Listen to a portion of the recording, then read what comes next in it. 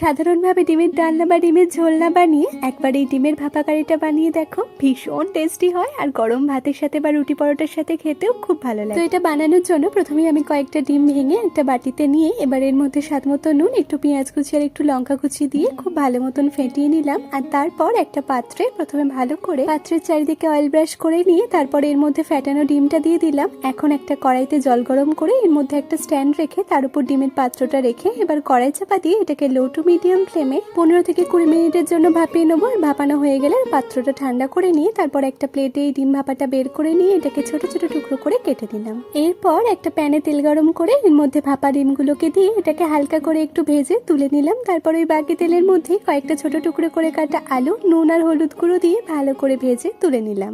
এরপর আবারও একটু তেল গরম করে এর মধ্যে জিরে গোটা গরম মশলা ফোড়নে দিয়ে ফোড়নটাকে একটু নেড়ে চেড়ে নিয়ে তারপর এতে কিছুটা পেঁয়াজ কুচি দিয়ে এটাকে ভালো করে একটু ভেজে নিয়ে তারপর এর মধ্যে 1 চামচ আদা রসুন বাটা দিয়ে দিলাম। এখন এটাকেও ভেজে নেবো। তো আদা রসুনের কাঁচা ভাবটা চলে গেলেই তারপর এর মধ্যে একটু টমেটো বাটা দিয়ে দিলাম আর সাথে দিচ্ছি একটু হলুদ গুঁড়ো, একটু লঙ্কা গুঁড়ো, রঙের জন্য দিচ্ছি একটু কাশ্মীরি লঙ্কা গুঁড়ো, দিচ্ছি একটু ধনে গুঁড়ো, সাথে স্বাদ মতো নুন আর একটু চিনি দিয়ে এবার সমস্ত মশলা ভালো করে কষিয়ে নিলাম। তো মশলা থেকে তেল ছেড়ে দিলেই তারপর এর মধ্যে ভেজে রাখা আলুগুলো দিয়ে এটাকেও মশলার সাথে একটু কষিয়ে নিয়ে তারপর গ্রেভিটা বানানোর জন্য এতে পরিমাণ মতন জল দিয়ে তারপর ঢাকা চাপা দিয়ে এটাকে একটু ফুটিয়ে নেবো যাতে আলুগুলো ভালো মতন সেদ্ধ হয়ে যায়। তো হয়ে গেলে তারপর ঢাকা খুলে এর মধ্যে ভেজে রাখা ডিমগুলো, একটু কাসুরি মেথি, কয়েকটা চেরা কাঁচা লঙ্কা দিয়ে এটাকে আরো 1-2 মিনিট একটু ফুটিয়ে নিয়ে সবশেষে এতে একটু গরম মশলা গুঁড়ো, একটু ধনেপাতা কুচি আর একটু ঘি মিশিয়ে নামিয়ে নিলাম। তো ব্যাস, তাহলেই তৈরি হয়ে গেল আমাদের ভাপা ডিমের কারি।